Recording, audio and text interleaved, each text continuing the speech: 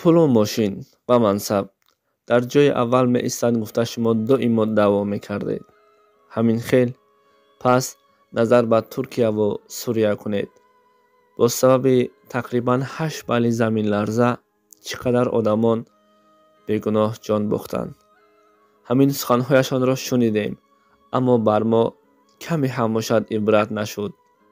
می گفتند او آدمانی که جبر دیدند. صدای گریه آدمان که می گفتند عائله‌ام را نجات دهید، پدر و مادرم را نجات دهید، فرزندم در داخل است. گریه زنی که طاقت جسد فرزندانش را نتوانست دیده. دیگر داد میزد، فریاد میکرد، میگفت نجاتم دهید. صدای دیگر تشنگی را بیان میکرد. اکنون تصور کنید، یک بار تصور کنید، در همین وقت کسی از این آدمان که آسیب دیدند آیا میگفتند که پول و ماشین؟ نه، همه آدمان تنها یک چی میخواستند و خلاص. این هم باشد پدر و مادر، برادر و خواهر و زن و فرزندانش زنده هستند یا اینکه نه. میگفتند آیا آنها از تک بتانها زنده میبراید یا اینکه جسد آنها. به نبودن خویش و تبار، نزدیکان، پدر و مادر، ما در این منصب و پول و مال و دولت و سولت چیزی نبوده است. بله، در چنین مصیبت حتی از تار سر ما طلا چشم هم بر ما ذره ارزش ندارد.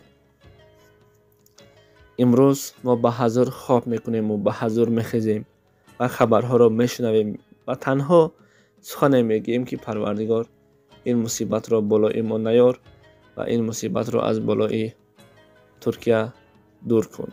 تنها همین کلمه را میگیم، اما فکری او آدم را نمی کنیم که آنها شب و روز گریه و ماتم کرده حتی که خواب نمی کنند. پس از 110 ساعت، پس از 3 روز 4 روز کودکان را از تگ بتان ها و سنگ پاره ها زنده و سلامت میبرند، اما بر ما ذره عبرت نشد. به خاطر چی؟ به خاطر آنه که امروز این مصیبت را ما میبینیم، اما بالای سر ما این مصیبت نیامده است.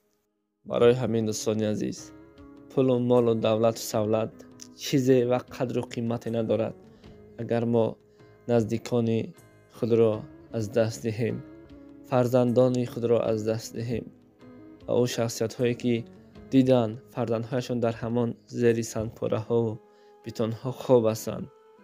وای بر حال آنها. از درگاه الهی خواهان آن هستم که پروردگار صبر جمیلشان دهد و خلاص. دیگر از دست بنده چیزی نمی آید و جز یک کف دعا. پروردگار همه ما و شما را در پناه خویش نگه می‌دارد و از این گونه مصیبت و بلاها امین دارد. در حق بنده دعا را فراموش نکنیم